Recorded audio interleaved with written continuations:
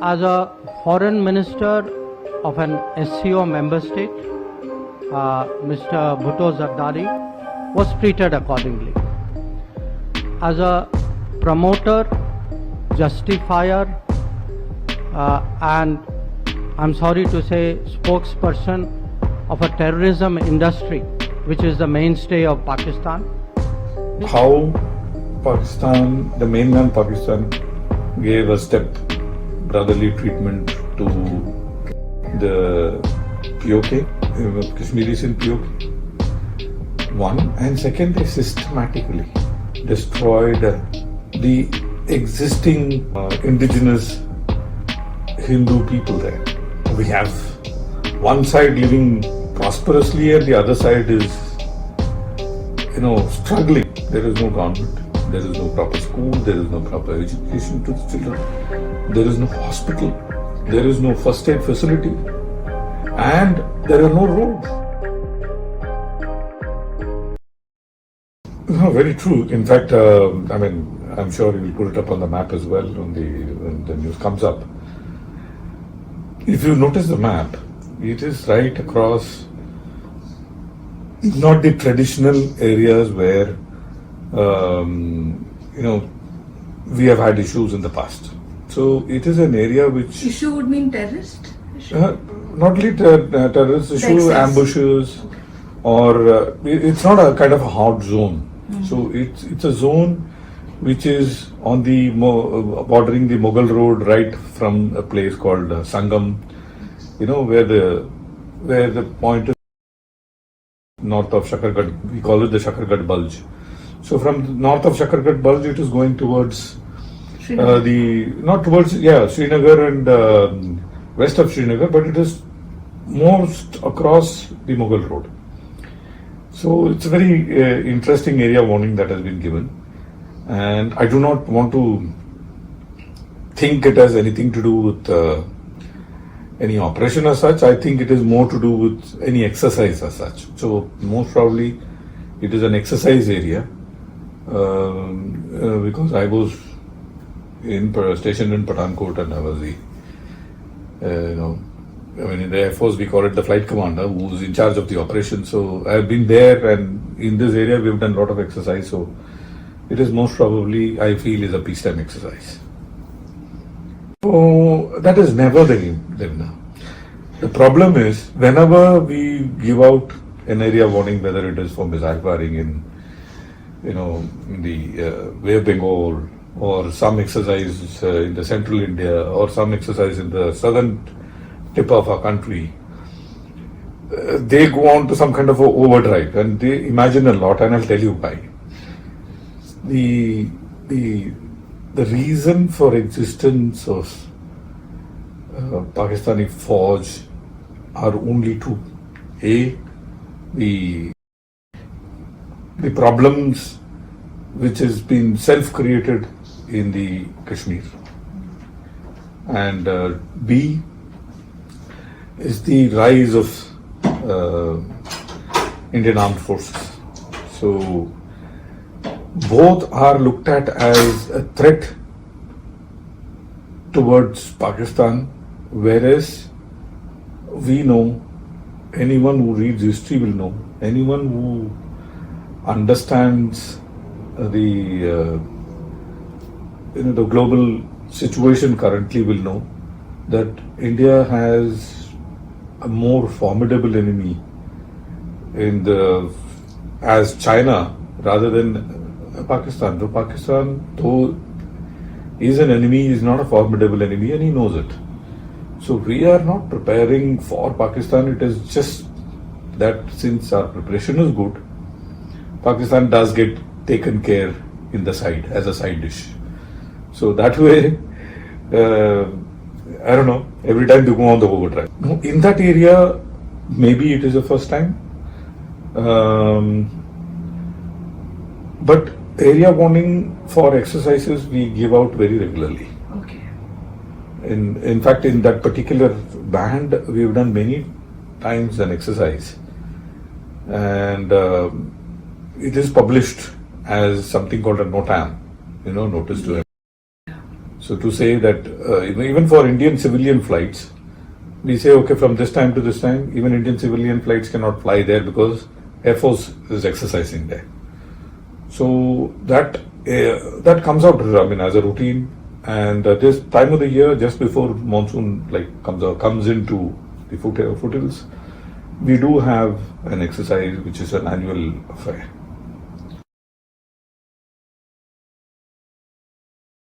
Good question. See, the issue with POK is threefold. A, people who live right across that river are seeing there is so much of development activity which is happening on Indian side. In fact, since the time 370 is abolished and it's become UT and there's peace in the Indian side of Kashmir, the development activity has gone probably 100-fold. I mean, right across on the border you have 5G, and on the POK side you don't even have decent mobile connection. So that is the kind of difference that is there in either side of the Kashmir. So that is irking the Kashmiri population. In fact, there is so much of noise and talk about it. So army Gir डालने का काम हमने जो area warning दे करके कर दिया है. So yes, it will irk them. Is it supposed to irk them? I don't know. I'm completely with Rajnath ji on this. He said very, very clearly, in no uncertain terms, and he is the Raksha Mantri, and he said, जो हमारे पास जो भी नहीं है कश्मीर, जो पाकिस्तान ने occupy करके बैठा हुआ है, वो हम लेके रहेंगे. तो हम लेके रहेंगे एंड भगवान ने चाहा तो होगा. I have a different take on this. 1000 cut theory is all fine. 1000 cut theory I don't think ever worked.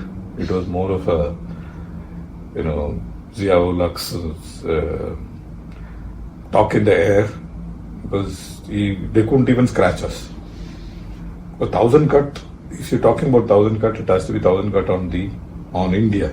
We have one side living prosperously and the other side is, struggling. There is no government, there is no proper school, there is no proper education to the children, there is no hospital, there is no first aid facility, and there are no roads.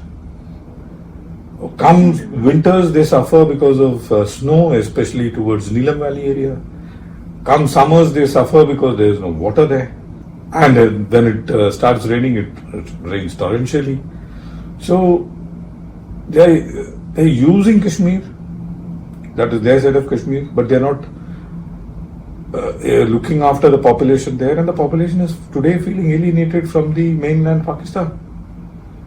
So उनके आशाओं और आकांक्षाओं को आप समझेंगे तो you will realize that it is only logical, even if we don't want to do Devina.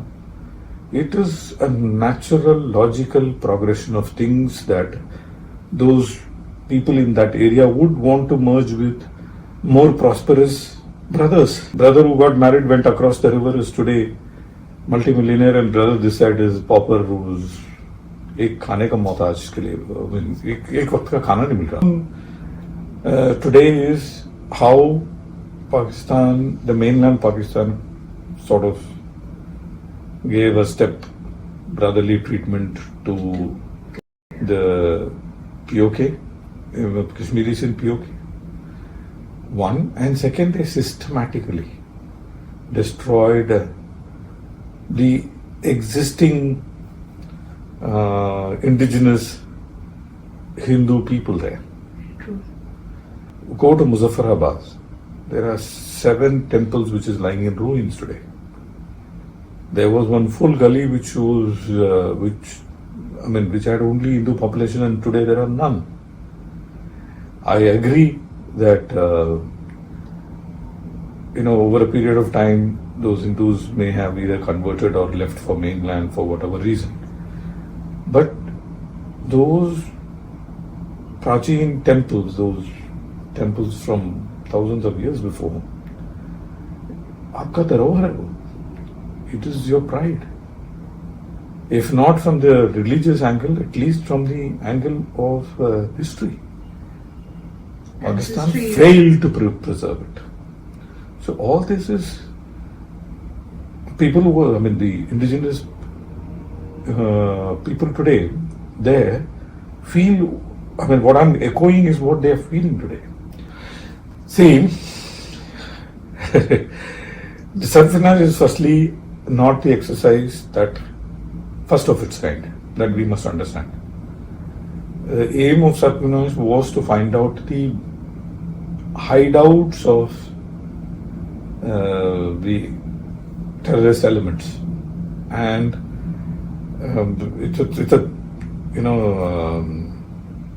a large exercise where 3 large formations came together. So, in this exercise involved over 3,000-4,000 people, walking into the jungles of Bir Panjal and that area.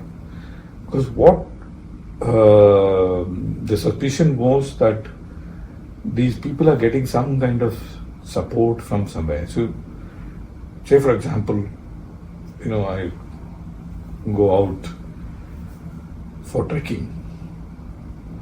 I will have, if I'm carrying 5-7 bottles of water, food and all that, at the end of the trek, when I finished all that, next day when I show up for the trek, again I have water and food ready in my bag. So what will you suspect? That yes, somebody is supplying him with this food and water. You would want to know that who's the supplier, who's giving me food and water. This is exactly what SARP VINASH is all about, to find out where are these people drawing their logistics from, and monetary support from, technological support from. So if we cut off that, then automatically the line of supply will get cut off, and they will automatically starve.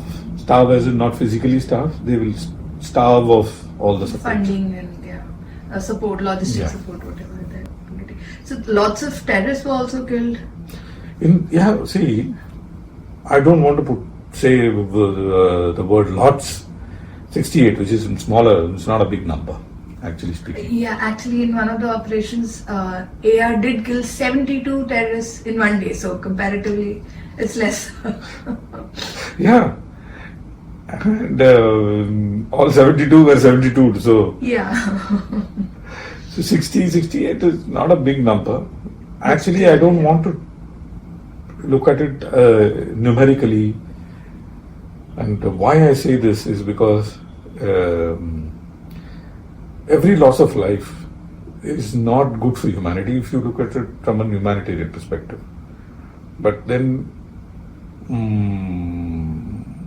why do we have to eliminate the terrorists? Because if you don't eliminate one, he will come and eliminate 4 or 10 or 100 or as much as he can. Yes. So that is why the need for elimination. So it is either me or it is you. That's kind of scenario. It is either him or many. That is a kind of scenario. And let me also tell you, in the same breath, Indian Army, for instance, worked closely over there. At least in my lifetime. And I've seen interacted with many foreign forces. I don't think there is any army which is as humane as Indian Army. For simple reason that most of our troops are sons of the soil. And we believe, our core belief is Vasudhaiva Kutumbakam. Core belief of us is to respect anybody and everybody. It is ingrained in our culture. So it is ingrained in our troops too. So troops don't eliminate anybody unless, we don't fire unless fired upon. So you only fire when you're fired upon. To Atma Raksha, jisko kehte hain. Defense. in defense. So which is a very and I'm giving you this an unbiased opinion.